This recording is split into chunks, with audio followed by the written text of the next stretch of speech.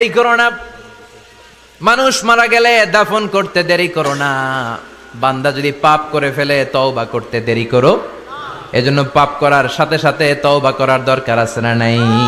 এখন তওবা যে করব কোন সিস্টেমে করব? কোন সিস্টেমে?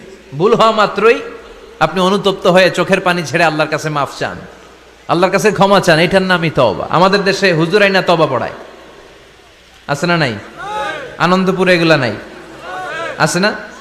কয় ইমাম সাহেবরে নিয়ে আয়, খতিব সাহেবরে নিয়ে আয়, হাফেজ সাহেব হুজুরে নিয়ে আয়, তওবা পড়া।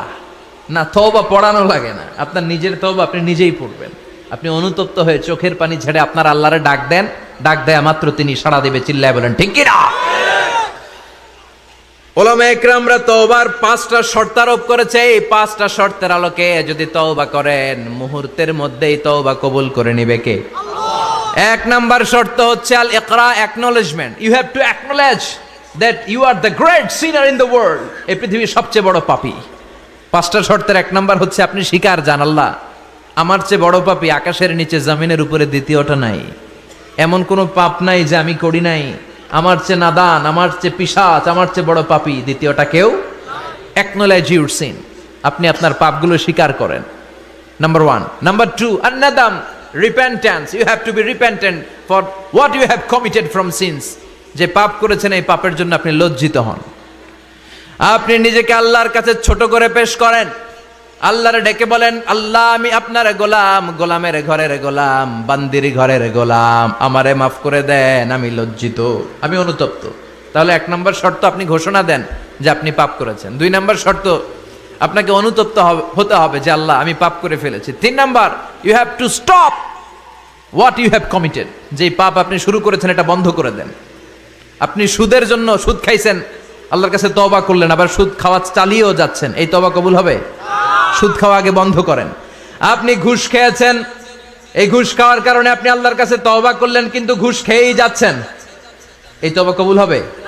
3 নাম্বার হচ্ছে you have to stop what you have committed. আপনি যেই পাপ করেছেন এটাকে বন্ধ করেন। 4 নাম্বার শর্ত, you have to hate what you have committed. আপনি যেই পাপটা করেছেন এটাকে মন থেকে ঘৃণা করেন, ওইটারে মন থেকে ঘৃণা করতে হবে। 5 নাম্বার শর্ত হচ্ছে you have to determine that you never repeat this sin again. আল্লাহর কাছে ওয়াদা দেন, কমিটমেন্ট দেন যে আল্লাহ পারতপক্ষে আমার জীবনে আর এই কাজটা করব। এই 5টা শর্তের আলোকে তওবা করলে কবুল করবে কে? 1 নম্বরে স্বীকার জান, আল্লাহ আমি পাপী। 2 নম্বরে অনুতপ্ত হন। 3 নম্বরে পাপ কাজটা বন্ধ করে দেন। 4 নম্বরে ওই পাপ কাজটাকে মন থেকে ঘৃণা করেন। 5 নম্বরে আল্লাহর কাছে ওয়াদা দেন আর জীবনেও এই পাপ করব না। এই 5টা শর্তের আলোকে যদি তওবা করেন আপনার তওবা কবুল করে নিবে কে? এজন্য যত পাপ, যত অন্যায় আমরা করি না কেন, আমাদের এই পাপগুলো, অন্যায়গুলো ক্ষমা করার একজন আছে না নাই? তিনি কে? এজন্য সব সময় তওবা করতে রাজি আছেন তো? প্রতিদিন শত শতবার তওবা করতে রাজি আছেন?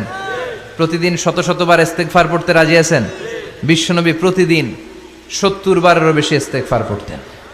শুধু টয়লেটে যে মুহূর্তে থাকতেন ওই মুহূর্তে পড়তেন না, টয়লেটে ঢুকার মুহূর্তে বিশ্বনবী ইস্তেগফার পড়তে পারতেন না, তাই টয়লেট থেকে বেরোয়েই তিনি ইস্তেগফার পড়তেন। তিনি পড়তেন গফরানাক। কি পড়তেন? গফরানাক মানে হলো আস্তাগফিরুল্লাহ। গফরানাক মানে কি? গফরানাক মানে আল্লাহ আমি আপনার ক্ষমা চাই, মানে আস্তাগফিরুল্লাহ। আবার বিশ্বনবী বলতেন মান লাযামাল ইস্তিগফার জাআলাল্লাহু লাহু মিন কুল্লি দিকিন মাখরাজা। যে ব্যক্তি সব সময় ইস্তেগফারের সাথে লেগে থাকে তাকে সব সময় বিপদ থেকে মুক্তি দিবে কে? আমাদের জীবনে বিপদ আছে না নাই? কত ধরনের বিপদ। যে কোনো সময় অসুস্থ হয়ে যেতে পারি, যে কোনো সময় দুর্ঘটনার কবলে পড়তে পারি, যে কোনো সময় গুম হয়ে যেতে পারি। কথা কন, এদেশে গুম টুম নাই মনে হয়, ক্রস ফায়ার নাই। কে কোন সময় গুম, কে কোন সময় নাই, কোনো ঠিক নাই। আল্লাহ বিশ্বনবী বললেন মান লাজিমাল ইস্তিগফার জাআলাল্লাহু লাহু মিন কুল্লি দিকিন মাখরাজা। সব সময় যে ইস্তিগফারের সাথে আঠার মতো লেগে থাকবে আল্লাহ তাআলা তাকে বিপদ থেকে সব সময় মুক্তি দান করবেন। সুবহানাল্লাহ পড়েন। 2 নম্বরে বিশ্বনবী বললেন অমিন কুল্লি হাম্মিন ফারাজা। ওই ব্যক্তিকে রব্বুল আলামিন সব ধরনের দুশ্চিন্তা থেকে মুক্তি দিয়ে দিবেন। আমাদের জীবনে দুশ্চিন্তা আছে না নাই? টেনশন নাই কার কার? হাত তোলেন তো। যে হুজুর আমার কোনো টেনশন নাই। আপনার টেনশন নাই, মাশাআল্লাহ। আমার সাথে দেখা করবেন আলোচনার পরে। টেনশন ছাড়া মানুষ আছে? বাঁচার টেনশন, মরার টেনশন, কবরের টেনশন, ক্যারিয়ারের টেনশন, বিদ্যুৎ বিলের টেনশন, গ্যাসের বিলের টেনশন, বাড়ি ভাড়ার টেনশন আছে না নাই? বিশ্বনবী বললেন টেনশন ছাড়া মানুষ নাই। সব সময় আঠার মতো যে ইস্তেগফারের সাথে লেগে থাকবে তাকে টেনশন মুক্ত করে দিবে কে? 3 নাম্বার, ওয়ারযুকহু মিন হাইসু লা ইয়াহতাসিব, এমন জায়গা থেকে আল্লাহ তাআলা রিজিকের ব্যবস্থা করে দিবেন সে কল্পনাও করতে পারবে না। আমি নিজে এটার প্রমাণ পেয়েছি। অনেক অনেক সময় আমি কল্পনাও করি নাই যে এখান থেকে আমার রিজিকের ব্যবস্থা হতে পারে। এমন পরিমাণে রিজিকের ব্যবস্থা এসেছে 2 হাতে নিয়েও কুলাতে পারি নাই। এজন্য সব সময় চলতে ফিরতে উঠতে বসতে ইস্তেগফারের সাথে লেগে থাকার দরকার আছে না নাই? আবার বিশ্বনবী বললেন সদা সর্বদা যারা সব সময় ইস্তেগফার পড়বে আল্লাহর পক্ষ থেকে কোনো আযাব গজব তাদের উপর পাকড়াও হবে না। ওয়া মা কানাল্লাহু মুআযযিবাহুম ওয়া হুম ইস্তাগফিরুন। সুবহানাল্লাহ। যতক্ষণ তুমি ইস্তেগফার পড়বে আল্লাহর পক্ষ থেকে প্রোটেকশন আছে না নাই? তাহলে 4টা জিনিস পেলেন। 1 নম্বরে বিপদ থেকে মুক্তি দিবে কে? টেনশন মুক্ত করে দিবে কে? রিজিকের ব্যবস্থা করে দিবে কে? আল্লাহর আযাব আর গজব থেকে আপনার হেফাজতে রাখবে কে? ইস্তেগফার পড়ার 5 নম্বর ফজিলত হচ্ছে সব সময় ইস্তেগফার পড়লে আপনি মুস্তাজাবুদ দাওয়া হয়ে যাবেন। কি হয়ে যাবেন? মানে দোয়া করলেই কবুল করবে কে? মুস্তাজাবুদ দাওয়া, এই টার্মিনোলজি, এই পরিভাষাটাকে আজকে প্রথম শুনলেন? খেয়াল রাখবেন, মুস্তাজাবুদ দাওয়া মানে এমন ব্যক্তি যেই ব্যক্তি দোয়া করতে দেরি কিন্তু দোয়া কবুল হতে দেরি হয়। হাত তুলে দোয়া করতে দেরি, মুহূর্তেই দোয়া কবুল করে নেয় কে? আপনি যদি সব সময় ইস্তেগফারের আমলটা করেন আপনারে মুস্তাজাবুদ দাওয়া বানিয়ে ফেলবে কে? আপনারা ইমাম আহমদ ইবনে হাম্বলের নাম শুনেছেন? আমাদের ইসলামে 4টা মাযহাবের প্র্যাকটিস আছে, অনুশীলন। হানাফি, শাফিঈ, মালিকি। 4 নাম্বারটা কথা কন। আরো অনেক মাযহাব আছে কিন্তু এই 4টা মাযহাব বেশি প্রসিদ্ধ। গোটা বিশ্বের মানুষগুলো কোরআন সুন্নাহর আলোকে যে আমলগুলো করে এটা 4টা মাযহাবের রেফারেন্সের সাথে কোনো না কোনো ভাবে মিলে যায়। এটার প্রথমটা হচ্ছে হানাফি, দ্বিতীয়টা শাফিঈ, তৃতীয়টা 4 নম্বরটা সবাই বলেন কি নাম? হাম্বলি। ইমাম আহমদ ইবনে হাম্বল এই মাযহাবের ধারক বাহক প্রতিষ্ঠাতা। তিনি ছিলেন জগৎ বিখ্যাত মুহাদ্দিস। ওনার পুরো জীবনটা উনি হাদিস সংগ্রহের কাজে ব্যয় করেছেন এবং একক স্বতন্ত্র হাদিসের গ্রন্থ হিসেবে পৃথিবীর সবচাইতে বড় যে হাদিসের কিতাব ওইটার নাম হচ্ছে মুসনাদে আহমদ ইবনে হাম্বল। যারা আলেম ওলামা আছেন জানেন না? মুসনাদে আহমদ ইবনে হাম্বল, এটার মধ্যে প্রায় 40,000 হাদিসের কম্পাইলেশন আছে। সুবহানাল্লাহ, বাড়িতে গিয়ে বললেন এত বিশাল হাদিসের গ্রন্থের রচয়িতা। ওনার শেষ জীবনে উনি হাদিস সংগ্রহের জন্য সফর করতেন। শীতের এক রাতে তিনি সফরে বেরিয়েছেন। এক মসজিদে মাগরিব আর এশার সালাত পড়ে তিনি ভাবলেন ফজরের সালাত এই মসজিদে পড়ে সকালবেলা বেরোবো, যেহেতু বাইরে শীত কই আর যাব। ব্যাগ থেকে কাঁথা বের করে হাদিস পড়তে শুরু করেছেন আর ভাবলেন হাদিস পড়তে পড়তেই রাতটা কাটিয়ে দিব। কিন্তু মসজিদের দারোয়ান এসে বলে, মুরব্বী মসজিদে তো থাকা যাবে না, আপনি বেরোন। আহমদ ইবনে হাম্বল অনুনয় বিনয় করলেন যে তোর কাছে হাত জোর করে ক্ষমা চাই বাবা, এই শীতের রাতে আমারে বের করে দিস না, আমি রাতটা মসজিদে কাটাতে চাই। আমি ফজরের নামাজেরও মুসল্লি এই মসজিদের, আমি ফজর পরে তারপরে যাব। দারোয়ান সে না ছোট বান্দা, সে বলে না মসজিদে থাকতে পারবেন না, বেরোন, না বেরোলে গাঠটি সহ ঘাট ধাক্কা দিয়ে বের করে দেব। চিনতে পারে নাই যেটা মুহাদ্দিসুদ দাহার, এ যুগের সর্বশ্রেষ্ঠ মুহাদ্দিস ইমাম আহমদ ইবনে হাম্বল। এখন উনি আর কি করবেন, কিছু করতে না পেরে ব্যাগ নিয়ে বের হয়ে গেলেন। প্রচন্ড শীতের রাতে, কনকনে শীতে তিনি কাঁপছেন। হাঁটতে হাঁটতে চলতে চলতে হঠাৎ দেখলেন একটা বাজার। ওই বাজারে এক খাব্বাজ, রুটির দোকানদার, শাবুন খাব্বাজ, যুবক রুটি বানাচ্ছে। যে সালাম দিলেন, আসসালামু আলাইকুম। বাবা, শীতের রাতে বিপদে পড়েছি, যাওয়ার জায়গা নেই। তোমার যে চুলাতে তুমি রুটি বানাও, এই চুলার পাশে বসে যদি সারা রাত আমি কাটিয়ে দেই আর চুলা থেকে আগুন পোয়াই, তোমাকে কোনো ক্ষতি হবে? যুবক বলেন, না না, কোনো ক্ষতি হবে না। আহলান ওয়া সাহলান, আমার হাবান বিক, খোশ আমদেদ, এটা তো খুশ নসিব আমার। আপনি আগুন পোহালে আমার সমস্যা কি, আসেন। ইমাম আহমদ ইবনে হাম্বল যুবককে শুকরিয়া জানিয়ে আল্লাহর শুকরিয়া করে চুলার পাশে বসে আবার হাদিস পড়তে লাগলেন। কিন্তু তিনি লক্ষ্য করলেন যে যুবকটা একটু পর পর আওয়াজ করে পড়ে আস্তাগফিরুল্লাহ। কি পড়ে?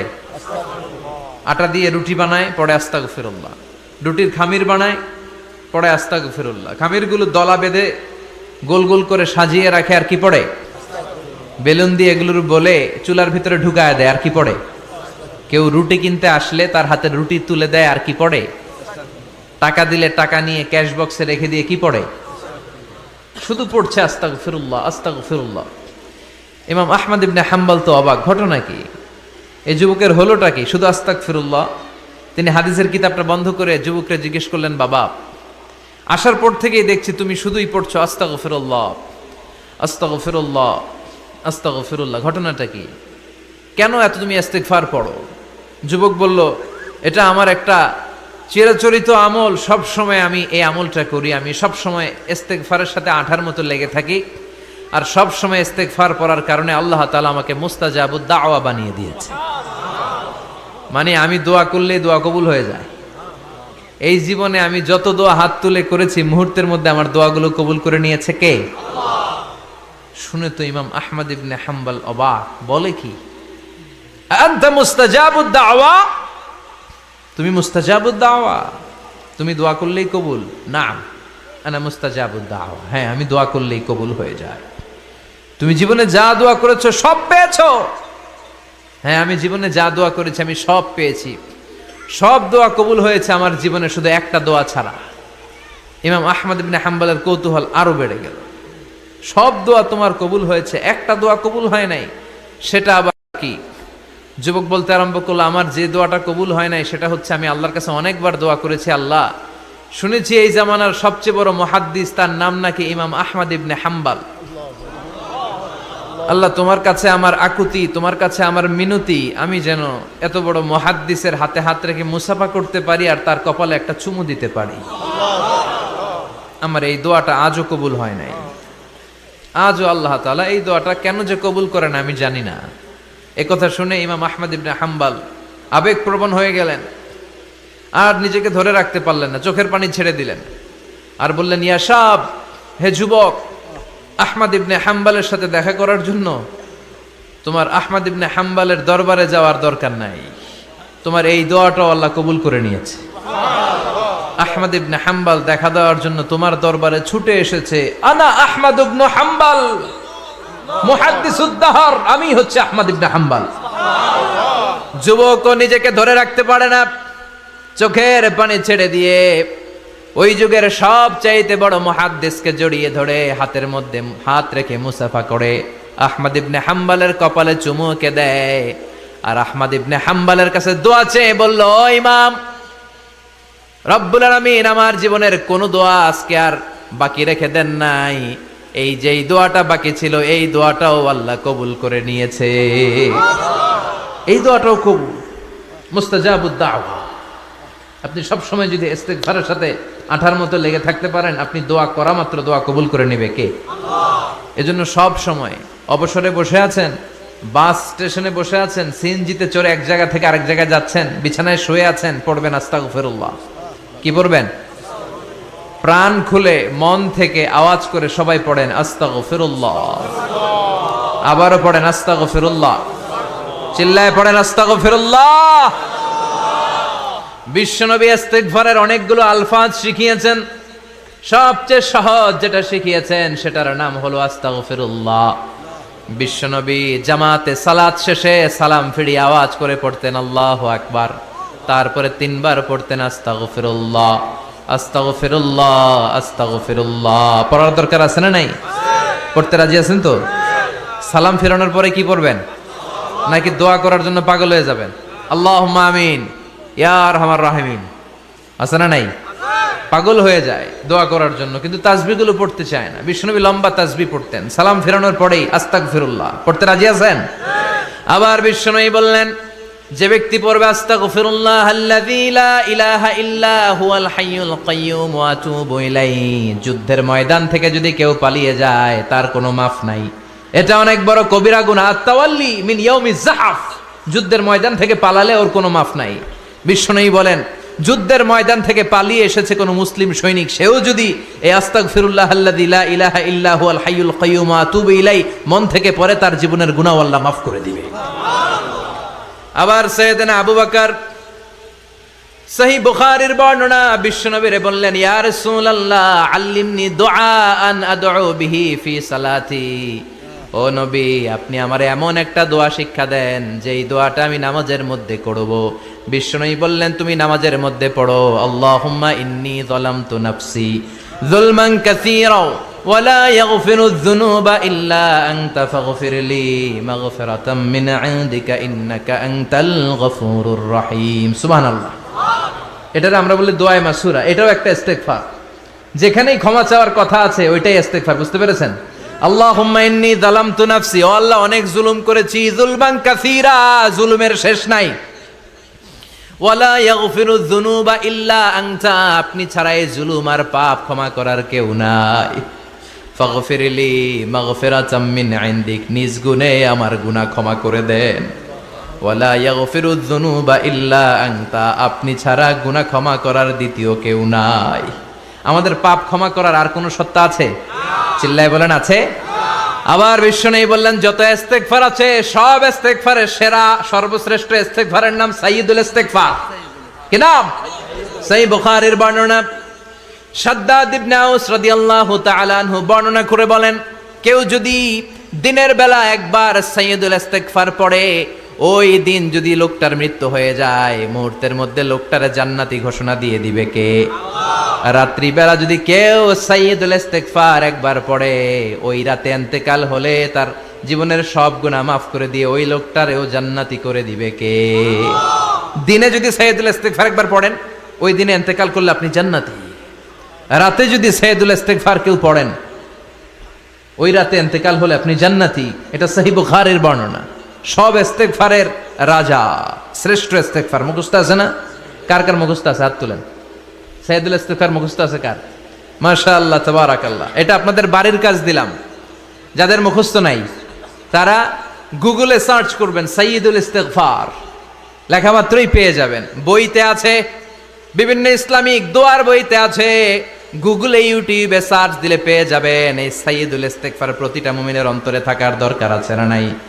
আল্লাহুম্মা আনতা রাব্বি লা ইলাহা ইল্লা আনতা খালাকতানি ওয়া আনা আবদুক ওয়া আনা আলা আহদিকা ওয়া ওয়া'দিকা মাস্তাতা'তু আউযু বিকা মিন শাররি মা সানা'তু আবুউ লাকা বিনি'মাতিকা আলাইয়া ওয়া আবুউ লাকা বিযামবি ফাগফিরলি ফাইন্নাহু লা ইয়াগফিরুয যুনুবা ইল্লা আনতা।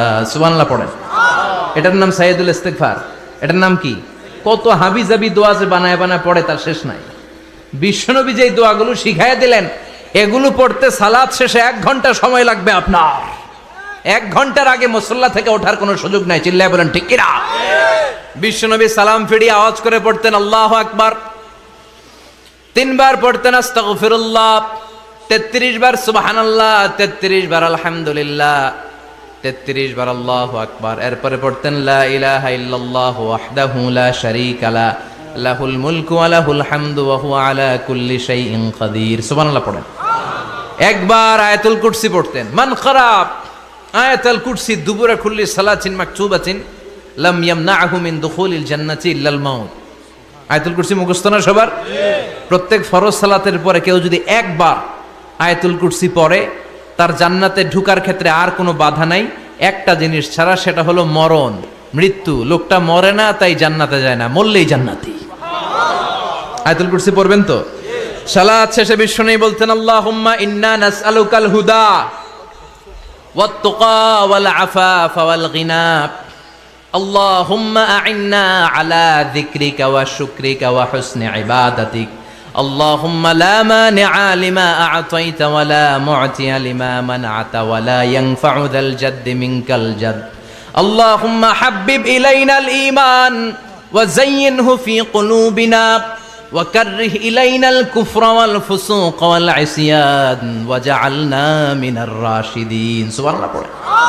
অভাব নাই, সহি দোয়ার অভাব নাই। এগুলো থুইয়া বানায় বানায় আন্দাজে মান্দাজে দোয়া কালাম পড়ে। এজন্য মাসনুন যে দোয়াগুলো আছে এগুলো পড়বেন তো?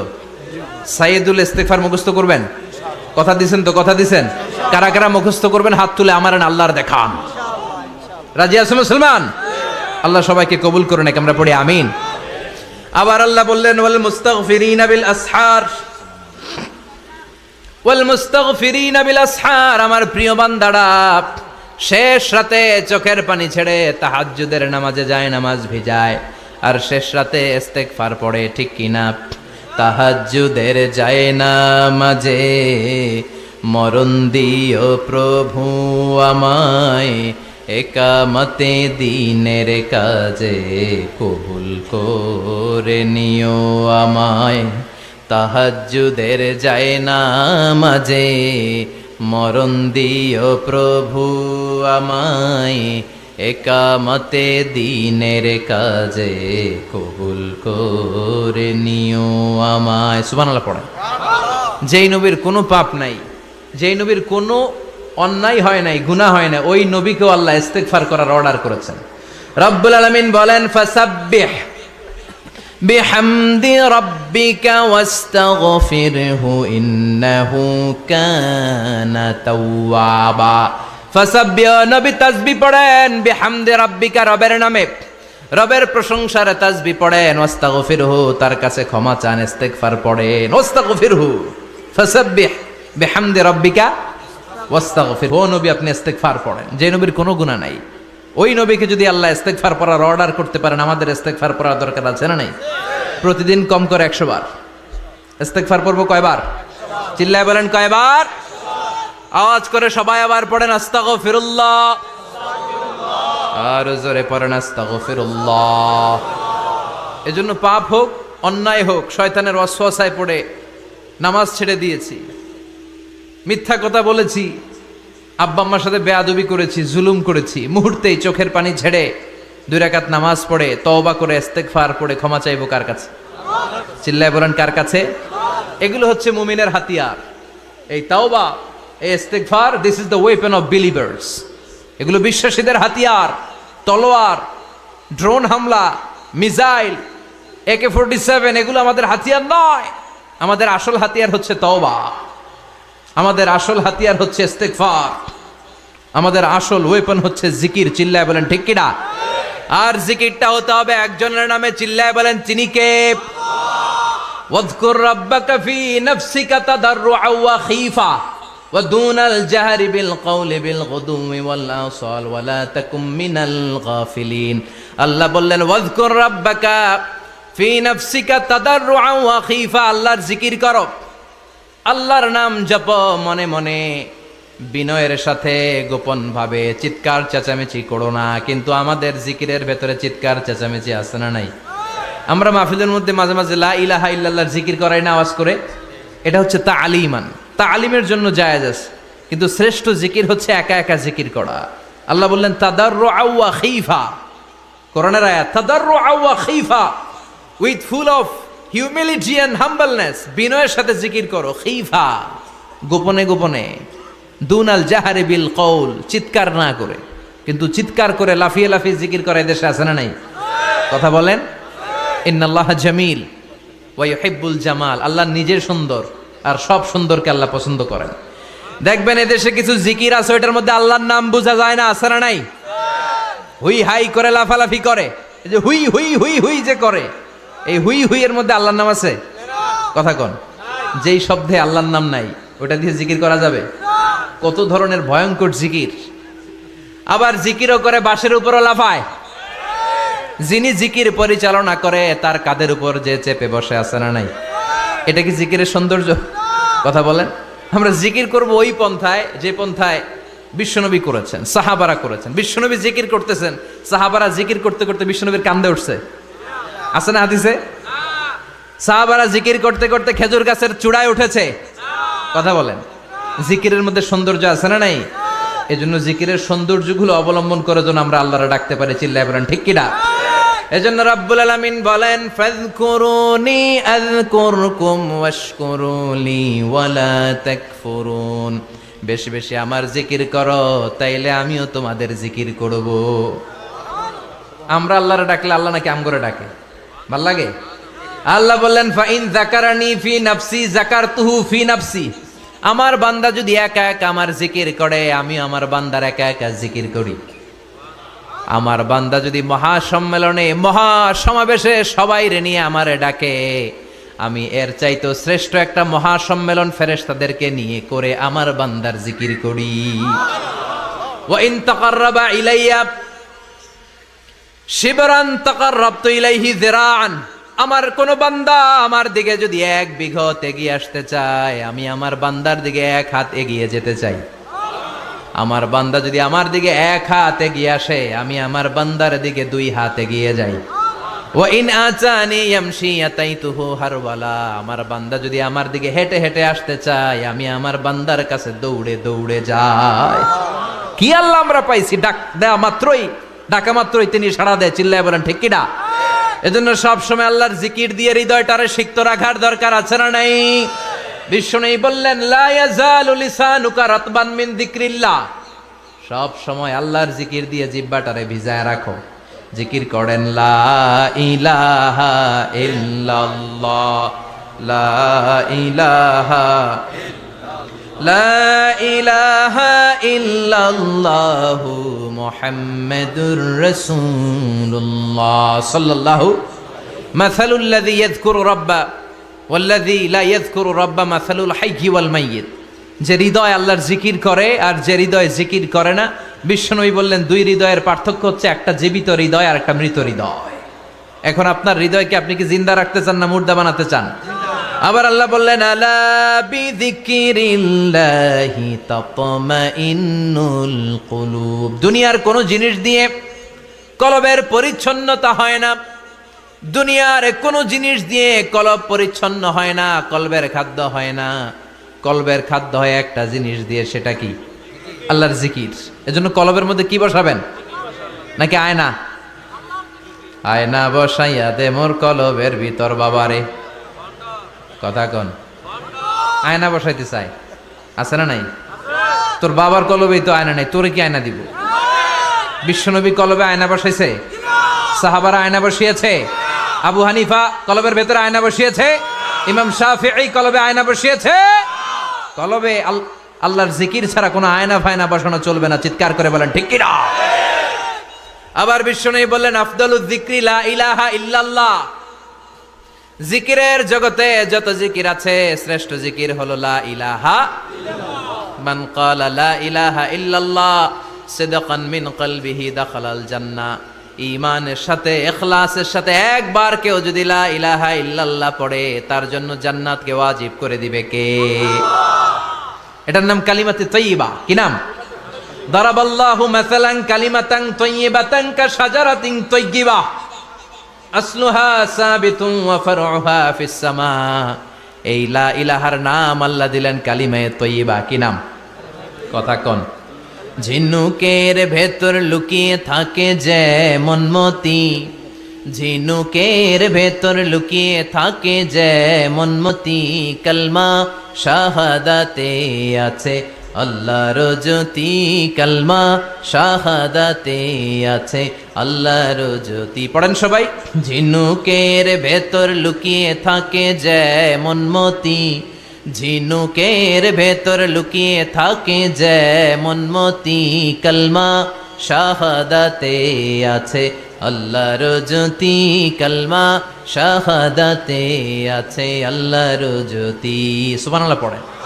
তাহলে জিকিরের জগতে সবচেয়ে শ্রেষ্ঠ জিকিরের নাম, চিল্লায় বলেন কি নাম? সাইয়েদনা মুসা আলাইহিস সালাম আল্লাহর ডেকে বললেন, মাবুদ। সহিহ ইবনে হিব্বান, মুস্তাদরেকে হাকিম, 2টা সহিহ হাদিসের গ্রন্থে হাদিসটা এসেছে। সাইয়েদনা আবু সাঈদ আল খুদরি হাদিসের বর্ণনাকারী। বিশ্বনবী বললেন, মুসা আলাইহিস সালাম আল্লাহর ডেকে বললেন, আল্লাহ আল্লিমনি কালিমাতান আদউ বিহা। ও আল্লাহ, এমন একটা স্পেশাল জিকির আপনি আমারে শিক্ষা দেন, এই জিকির দিয়ে আমি আপনারে ডাকবো। এই জিকিরটা জানবে শুধু আমি, আর জানবেন আপনি, দুনিয়ার কেউ জানবে না। এমন একটা জিকির শিখান যে জিকিরটা কেউ জানে না, জানবে শুধু আমি আর জানবেন আপনি। কথা শুনতেছেন? প্রশ্ন করছে কে? হ্যাঁ, আল্লাহ প্রশ্ন করছে। প্রশ্ন করেছে কে? মুসা আলাইহিস সালাম। করেছে কার কাছে? শ্রেষ্ঠ একটা জিকির শিখায়া দেন যেটা শুধু আমি করবো আর কেউ করতে পারবেন। আল্লাহ বললেন, মুসা পড়ো লা ইলাহা। মুসা আলাইহিস সালাম বললেন, আল্লাহ জিজ্ঞেস করলাম কি আর কইলেন কি? লা ইলাহা ইল্লাল্লাহ এটা তো জাতীয় জিকির, কথা কন, এটা তো ইন্টারন্যাশনাল জিকির, এটা তো সবাই পারে। আমি তো চাইছি এমন একটা এক্সক্লুসিভ যেটা আপনি আর আমি ছাড়া কেউ জানে না, শুধু জানবেন আপনি আর আমি। আল্লাহ বললেন, মুসা এর চাইতে শ্রেষ্ঠ জিকির আমার কাছে নাই। ও মুসা, লাউ তাদাউ আস-সাবউস সামাওয়াতি ওয়াল আরদ ফি কাফফা, সাত আকাশ সাত জমিন যদি এক পাল্লায় রেখে দাও, ওয়ালা ইলাহা ইল্লাল্লাহ ফি কাফফাতিন উখরা, লা ইলাহা ইল্লাল্লাহ যদি আরেক পাল্লায় রেখে দাও, লা রাজাহাত কাফফাতু লা ইলাহা ইল্লাল্লাহ, মুহূর্তের মধ্যে লা ইলাহার পাল্লা ভারী হয়ে যাবে রে মুসা।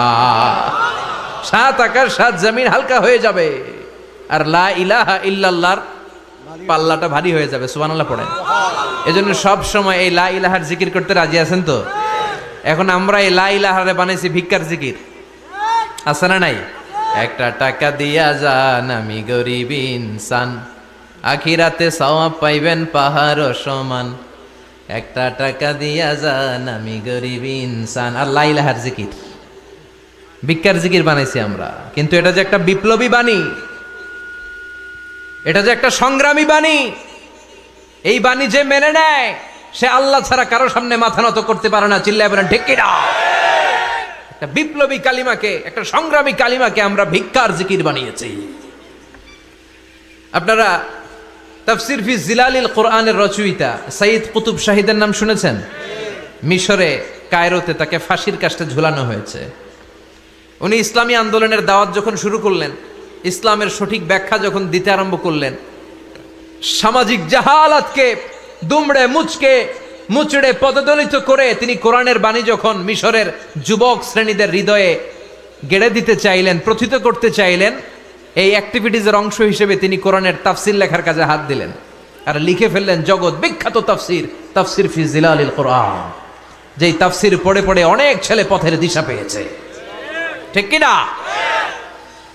এই তাফসির লেখার কারণে মিশরের মধ্যে নতুন আন্দোলন তৈরি হয়ে যায়। সবার মুখে এক কথা, সৃষ্টি যার, আইন চলবে আল্লাহর আইন ছাড়া অন্য কোনো আইন দিয়ে মিশরের বুকে কোনো বিচার আমরা হতে দেব না। মিশরের তাগড়া যুবকগুলো কায়রোর রাস্তায় নেমে এলো, ঘোষণা দিল সৃষ্টি যার, আইন চলবে তার। চোরের হাত কেটে দাও, ধর্ষকদের শাস্তি দাও জনসম্মুখে। ঠিক কিনা? দুর্নীতিবাজদেরকে আইনের আওতায় আনো।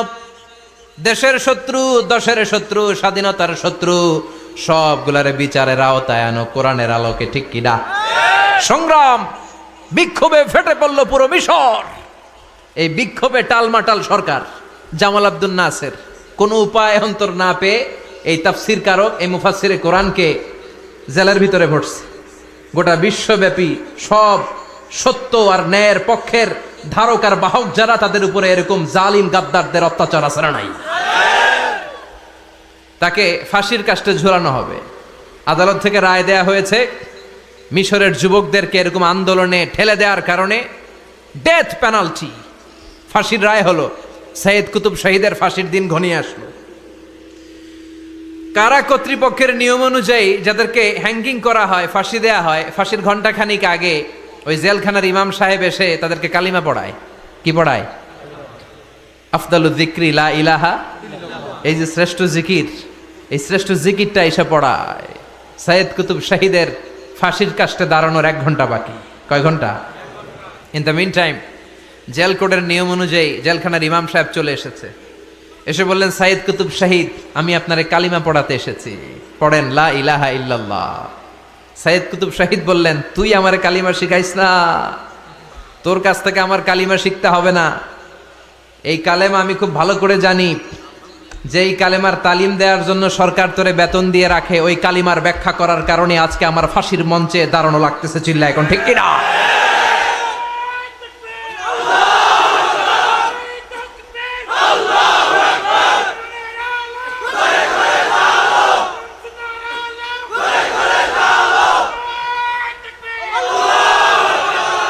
একই কালেমার তালিম তুমি দাও, তোমার টাকার বান্ডিল দেয়, আর ওই কালেমার এক্সপ্লেনেশন ব্যাখ্যা আমি সমাজে দিয়েছি তাই আমারে ফাঁসি দেয়।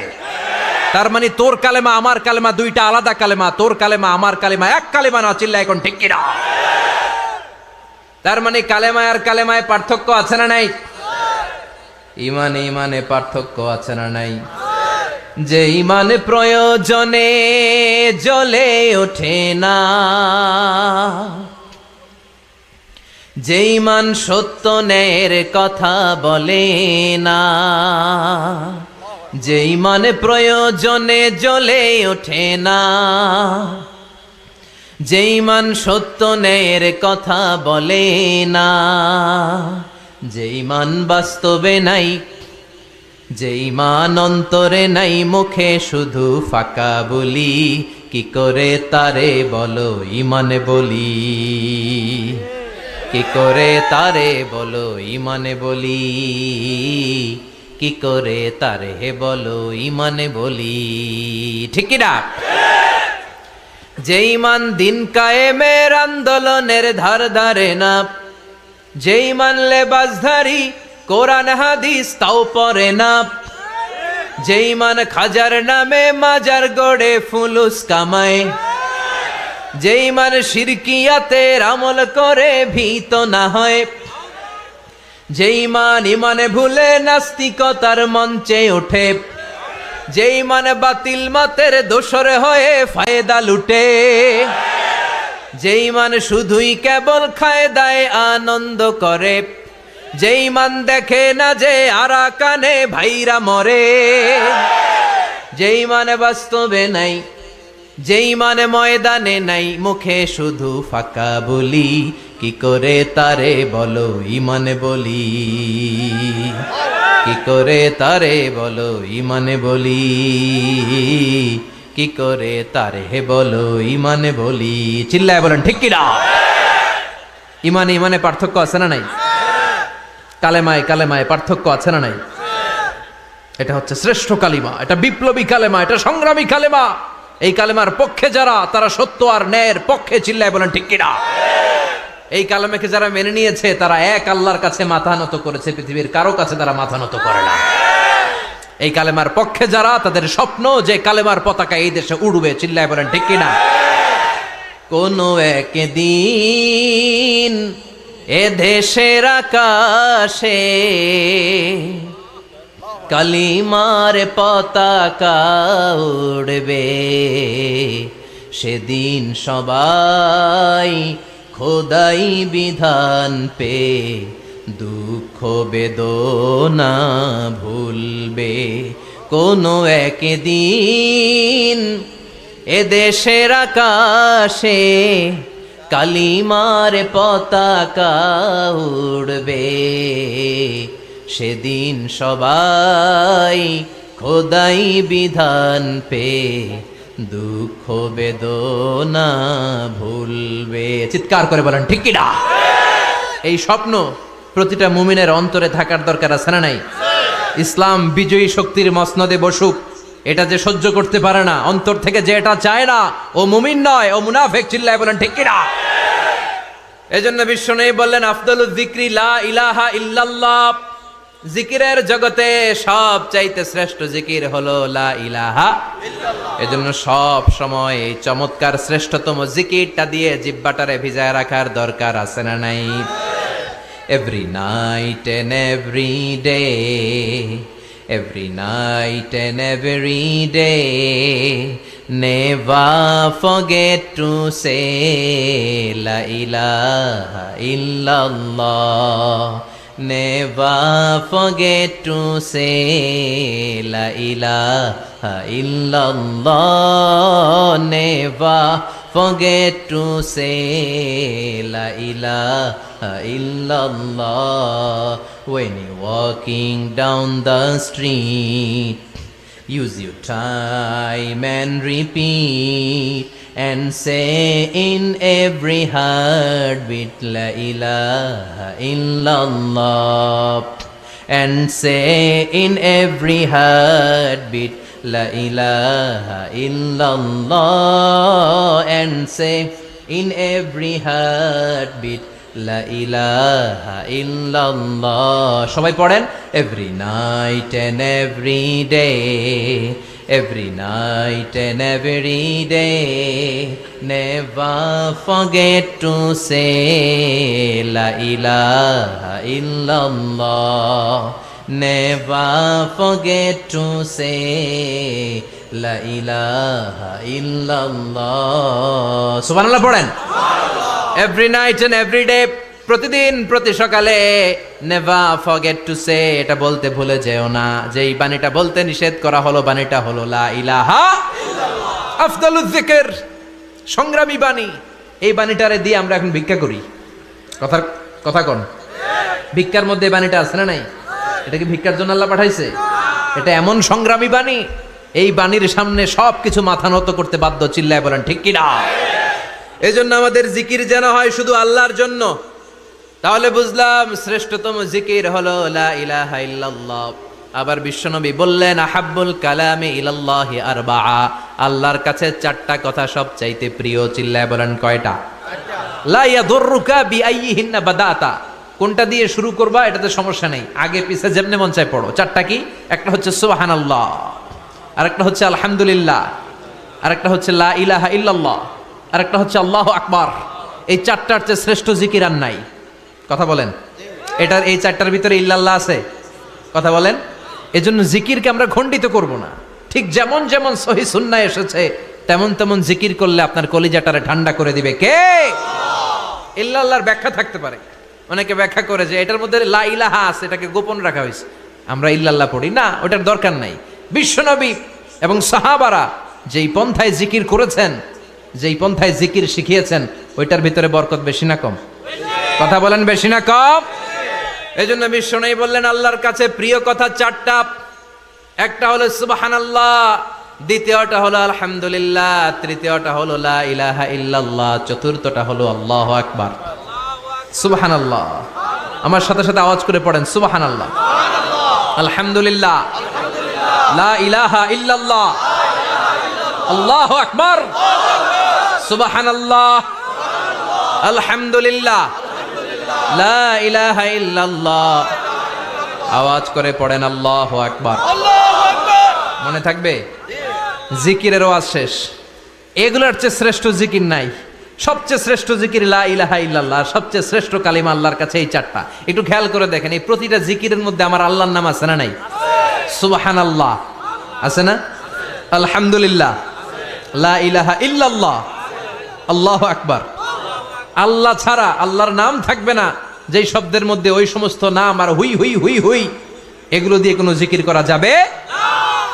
আবার আব্দুল্লাহ ইবনে আমর ইবনুল আস বর্ণনা করেন বিশ্বনবী যখন জিকিরগুলো করতেন, আমি বিশ্বনবীকে দেখেছি বিশ্বনবীর আঙ্গুলের কড়ায় জিকির গুনতেন। সুবহানাল্লাহ পড়েন। দেখতেছেন আমার হাত দেখা যায়? দেখা যায়, দেখা যায়। রাআইতুন নাবিয়্যা, আব্দুল্লাহ ইবনে আমর ইবনুল আসের বর্ণনা, রাআইতুন নাবিয়্যা ইয়াকিদু তাসবিহা বিয়ামিনিহি, আমি বিশ্বনবীকে ডান হাতের গিড়ার ভেতরে তাসবিহ গুনতে শুনেছি, তাসবিহ গুনতে দেখেছি। সুবহানাল্লাহ পড়েন। এখন আমরা লম্বা তাসবিহ ছড়া নেই না, এটা জায়েজ, কিন্তু শ্রেষ্ঠ হচ্ছে হাতের গিড়ায় গণা। এই প্রতিটা গিড়া in the day of judgement আপনার পক্ষে সাক্ষী দিবে। মনে থাকবে? কিভাবে গুনবেন? বা হাতে না ডান হাতে? ডান হাত উঁচু করেন সবাই, এইভাবে। নামাজ শেষ, আল্লাহু আকবার পড়ে 3 বার ইস্তেগফার পড়ে গণা শুরু, এইভাবে সুবহানাল্লাহ। ঠিক আছে? এরপরে আলহামদুলিল্লাহ, এরপরে আল্লাহু আকবার। সবাই রাজি তো? সবাই রাজি? আল্লাহ তুমি কবুল করো। আরো জোরে পড়েন আমিন। তাহলে আমরা তাওবার পদ্ধতি জানলাম, কেন আমরা ইস্তেগফার পড়বো জানলাম, এরপরে জিকিরের খুঁটিনাটি জানলাম। এবার কেমন করে আল্লাহর কাছে দোয়া করবো এটাও জানার দরকার আছে না নাই?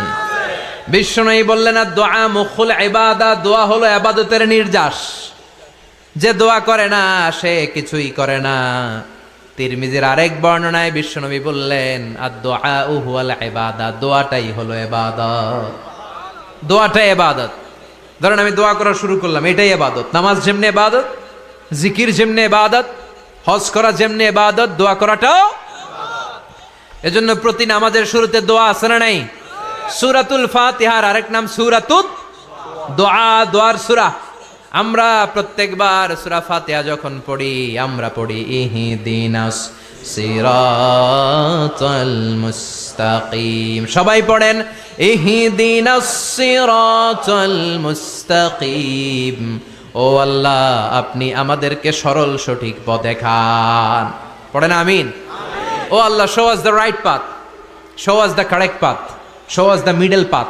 আল্লাহ, মধ্যম পন্থা দেখান, মাঝামাঝি রাস্তাটা দেখান, সিরাতুল মুস্তাকিম দেখান। আমাদেরকে রাস্তা দেখায় কে? কথা বলেন না। আমরা যদি পথ ভুলে যাই, পথ দেখায় দেয় কে?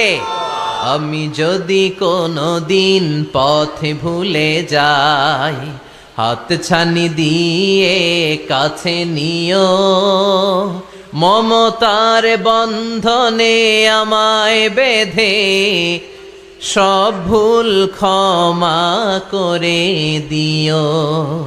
আমি যদি কোনো দিন পথ ভুলে যাই, হাত ছানি দিয়ে কাছে নিও, মমতার বন্ধনে আমায় বেঁধে সব ভুল ক্ষমা করে দিও।